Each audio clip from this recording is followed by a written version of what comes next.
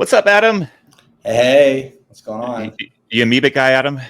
I was listening to him and I was like, the name. I'm not really into NFTs that much, and I was listening to it and I was thinking that sounds so familiar, and I realized, you know what I am? I'm a Meeseeks guy. You know Meeseeks? No. Meeseeks is from Rick and Morty. You know those Oh, okay. humanoids? Yeah, of course. Okay. Those I blue love guys that like try to kill Jerry. Right. Because the only way to get his golf strokes down was to kill him, to remove all his strokes. Dude, that's so us coded, Josh. You should have known that. That's all right, Adam. Stoked to have you on here, man. Adam's the general managing partner of Finale Capital, a crypto investment firm focused on early stage projects and protocol innovation. And you're also the founder of the Medici Network, which is an events and research network focused on supporting the broad institutional adoption of digital assets. Wow, I could have said it better myself. I think you did, and we wrote it down here, sir. I think so, somewhere out there. My first touch point with you was a very kind invite to the Medici conference, which, and I think sort of a recognition of the similar ways of which we see value expanding in the world, that really being like the value of social capital and playing long-term games and surrounding yourself with folks that are, I think, both optimistic about the future, but also really taking a ton of action to go build it. And so you host these conferences that are really quite exceptional, that bring together sort of more of the broader institutional partners with crypto founders to sort of lay the groundwork with them. And I think I went this year and I went 2 years ago, and to see the progress both as a space and I mean, geez, the first year thinking about institutions coming into crypto seemed like a million miles away, and yet here we are. So maybe before we'll dive into some of the other topics that I know you're eager to get into, but can you just maybe talk about the sort of the intention behind Medici and maybe some of the value that's been created from that? Yeah, look, Jess, we bonded over a shared interest in community organization, community management, right? And I just remember when, like, without divulging my politics, I remember when Obama got elected, they would make fun of him for being a community organizer. Like, who is this guy? He's a community organizer. And to me, being a community organizer is $1 billion skill set, and tokens make that possible. So what C Club is doing to me is so important. I mean, the lessons you're learning, the pattern recognition you're developing around how to be a good community organizer, we're just scratching the surface of what's needed there. Now that the Clarity Act will probably go through in September, and anyone will be able to launch a token more easily. And the only way they'll do it is if they move to a decentralized protocol. Like, people will be knocking down your door like crazy. I hope you're ready for it. Born ready. We're born ready, Adam. Yeah. We're born ready. Yeah, but I mean, look, for me, the idea of you got to put a chip in to take a chip out. Yeah, and for me, I was a VC 25 years ago. I didn't know I was going to do VC again, but I don't like the sort of like speed dating of VC. I like building like organic relationships, working with people. And I wanted a way to do that really fast, being able to add value to people, being relevant to people, helping them out, and leveraging community, putting people together is just something I've done my whole life. I live in LA. It's kind of like my fortress of solitude. There's not a lot of people in crypto there, but a lot of people come through, and I know a lot of people not in crypto. So it was and I've had like a kind of a diverse career that didn't make a lot of sense before blockchain, but makes a lot more sense now. And so I could put all these pieces together and be really helpful to this industry that I was personally very passionate about. The industry spoke to me. I felt like I had some authenticity around this space, given the role that blockchain or digital assets can play in sort of supporting new networks and new forms of ownership, which is very similar to my father's career doing this with high yield bonds, which spawned telecom networks and LBOs. So I felt like authentic to this space. And, I really just felt like this industry could do things that the way the current internet was architected couldn't do. And there was no great way for people like me to access this industry. I'm pretty comfortable with tech nerds. I used to commercialize technology out of universities. I used to help grad students tell their stories, and try and get some startup capital before it was like an early seed fund. But people I know can't access that. They can't do what I do. So I need to create an environment for these people to come in. And I thought, let's do that. And a friend of mine does this in the macro hedge fund world. He has this amazing format. I borrowed the format from him, and that's what created the Medici Network. It started with a conference, and it's kind of evolved over time. We can dig in more like what we actually do. I think what's going to be most relevant for your audience is like the ideas that we put forth at these events. It's a marketplace for ideas, and I have my own ideas, but other people have ideas that directly contradict my ideas.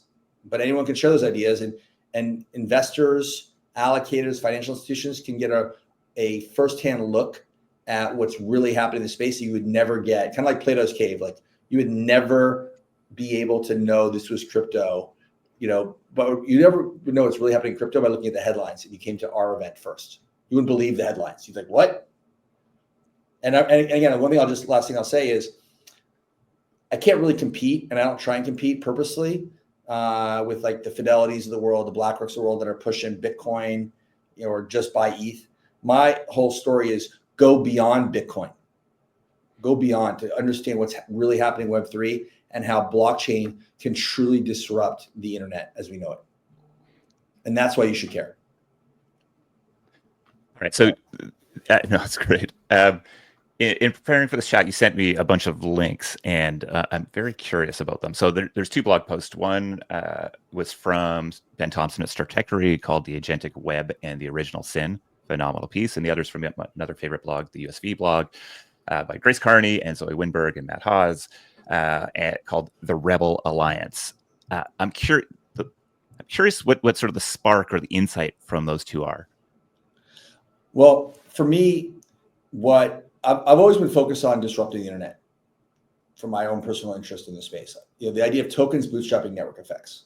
Okay, I always thought that was super interesting, and democratizing ownership. I didn't quite understand though when I first got into blockchain what was possible with zero knowledge and the ability to easily access your data. Imagine if 1Password and Plaid had a baby. What could you do? And blockchain tokens solve coordination issues, and there's a coordination issue on the internet. And a lot of Web2 firms are starting to realize it because it's becoming even more stark in a world of AI, where a lot of people have a lot of data. They want to use AI, but they don't want to give it for free or even have it become part of some like massive brain that anyone else can use. And how do you give that data to an agent? And given the cost of building these agents, these models, how do you give it to, like, maybe there's a way to do it with a cheaper model, but how do you trust that person? Who is that person? So you can't even get to them. So what do? You're stuck with your data. You're just going to get these like broad, like sort of like Dan Rather in the 60s, news sources. It's like, that's who your agent is. You can't ask it tough questions. You can't give it, tough problems. But I see it more simply. What if I just wanted to take my wage data and share it with a lender? How do I prove that I make X dollars from this company to get a loan against my wages? That's something that you need an API for. I mean, this goes back to Facebook Connect. It goes back to the Twitter API. The only reason we have Plaid is because the Dodd-Frank Act in 2010 required this. And by the way, if you probably just saw Jamie Dimon said we're going to start charging people to use their customer data. If I was Google and Facebook, I'd be like, please, Jamie, shut the F up. Don't talk about this. You're going to ruin our moat. And it's not about monetizing it. It's the moat. The way the internet's built is the data is the moat that keeps you there. That's your memory. But your memory is siloed. And it makes it very hard to access these services. And what I think is going on here, this gets a little more into the crypto, but I believe it's easier to do this now because you don't need a token to launch a blockchain anymore. When ETH went proof of stake in 2022, EigenLayer allowed you to restake it. So now you can launch a blockchain and use ETH for security and stop worrying about like, I need a token. I need users to hold the token. I need this fake economic security to be able to use ZKTLS, transport layer security, to verify all of my data.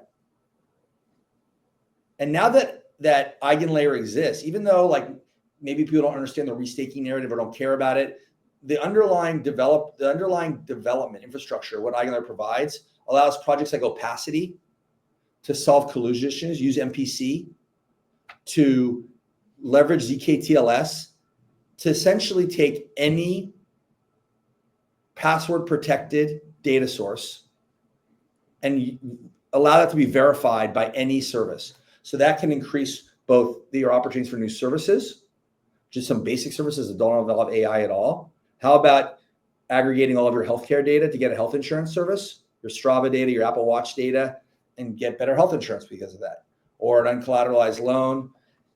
Remember Whisper? I love Whisper.